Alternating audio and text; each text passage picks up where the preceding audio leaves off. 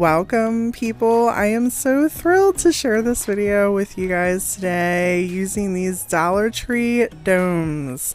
I created these adorable little mini fall pieces and I just can't wait to show them to you.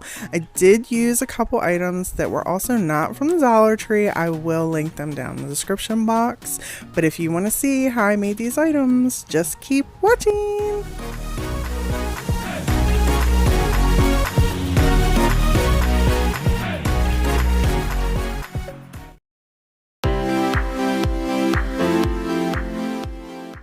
Clay! Yay! Okay, let me stop. I started this project at night. I figured this needed some time to dry, so I rolled these up together and had everything ready to dry while I slept. So when I woke up in the morning, I could paint and get this project going. I started by using these little tools, and I can link them also down in the description box for you guys. They help to kind of mold the clay. It's really easy to manipulate and use. I know you guys are probably like, this stem is crazy, but I wanted this particular piece to just look magical. I wanted it to be different and stand out, look almost cartoonish even. And I really feel like the end result worked out just that way. This little pumpkin that I'm prepping, which is the second pumpkin, I wanted to have two little stems and a little bit of a division because I had an idea to put a flower in the center, but it turned out really cute. I score it a little bit on the clay to give it a realistic look. Once you paint it, it looks really amazing.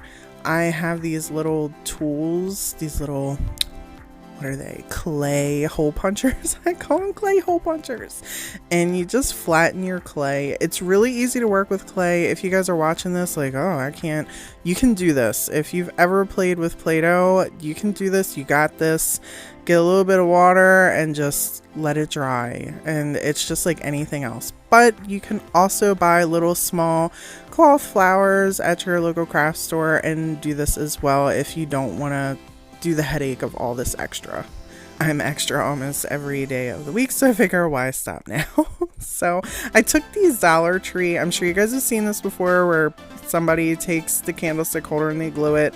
I'm doing the same thing. I'm gluing it to the bottom of one of the domes. The other one I'm leaving it on its own, and I'm spraying that a silver metallic color. The other one on the candlestick holder and the little knob. I had that little knob. It is from a DIY that you guys will see. Actually, I think it's coming up next week. You guys will actually see what that goes to. These little pumpkins were at the Dollar Tree and I felt like they just would look amazing. Tiered and colored in pastel colors. And this is my little rig. I rig them up on the sticks. And then I paint them so that way they hang and dry. See how amazing it is? It just works. I used the dark brown because I felt like it would really bring the colors out as opposed to any of the other colors. I didn't want to do the light brown. I went with the dark brown. You guys can paint any of this whatever color you want. I'm just telling you why I chose the dark brown. And I really liked the way it looked once it had the Mod Podge finish on it. I did take some light brown and kind of dust it in there to give it a weathered, realistic look, and I like how the final product turned out.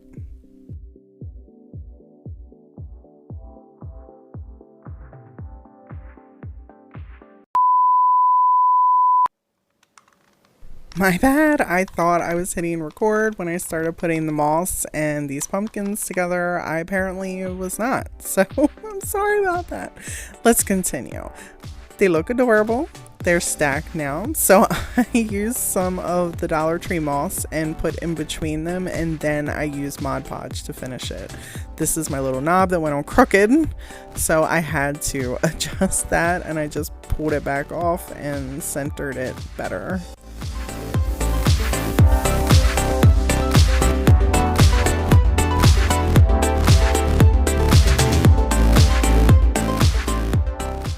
I ended up choosing colors that were completely different than the pumpkins that I had painted. I wanted them to just have a variety in the colors with the pastel. I even cut an extra couple little mini baby flowers to add on here that I ended up not using anyway.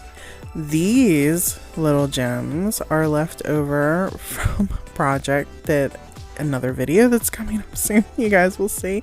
I'm sure that there's an easier way to go about this, and I could probably buy single gems. I try not to waste, so I cut them individually off of what I had. I used a little bit of Mod Podge and they were already sticky on their own, and just put them in the center.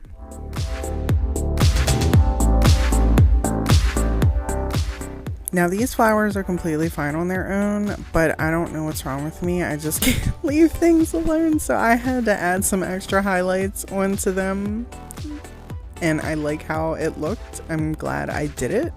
You do not have to do it.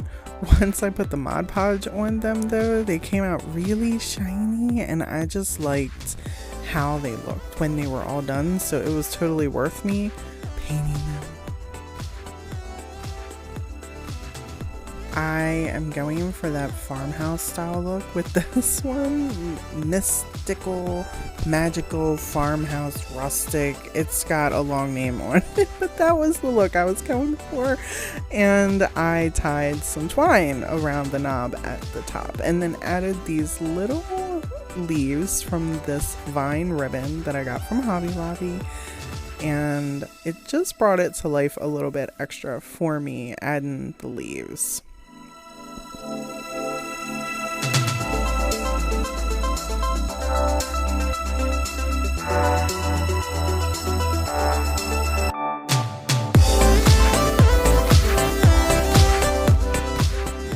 I decided to use some gesso to get some base coats on here because I was striping this and the stripes were going to be white, and I was using white acrylic paint in the creases, so I figured that would save me having to put many layers of the white on there, and it did. I used the washi tape to put in the creases and then took the blue paint and painted over it. I actually really liked how this turned out with just the one coat of the blue paint, and probably would have left it like that, but I decided it wasn't necessarily the look I was going for with this, so I did the second coat. I did have a little bit of piecing apart once I took the washi tape off, and actually liked how it turned out. You can touch it up in the spots if you want to. I think there was a big gap in one of them, and I took a little bit of blue and fixed it. Other than that, I was completely content with it. I used a light pale brown paint for this one, and then I took some dark brown, not real dark, but a little bit darker, and added in to give it the washed, faded look of the roots to bring some life to them, and made sure the brush was completely dry when I was actually doing that. Then I finished it up with some Mod Podge, and I used the satin one because, well, I think I used the satin one for everything in this, so it was nice and shiny. I then took this little wood slice that I had from a pack that I had got at Hobby Lobby. I think it was $4.99, and I got it half off. And I took the Mod Podge and I used some hot glue, but mostly the Mod Podge, to stick the moss down. And then I added the hot glue to put the pumpkin on. And everything was going really well until... Oh! That ain't good. You guys hear my kid? She's like, that ain't good. Yeah, no way is that good. This pumpkin, I had to use a decent amount of hot glue and some E6000 to get this on there with the moss. I don't know if it was because the moss was too thick or what, but I finally got it working. This is my buffet of flower decorations. Let me tell you about my process. I never really know where I'm going with the decorating, so I kind of go through all my stuff and create a pile and then just start piecing together little things. And finally, this is what I came up with.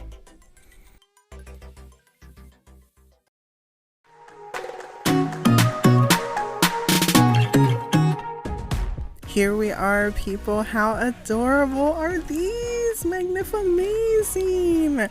Which one is your favorite? Comment down below. I'd love to hear it. If you guys like this video, give me a thumbs up and don't forget to subscribe to the channel if you want to see more. Bye!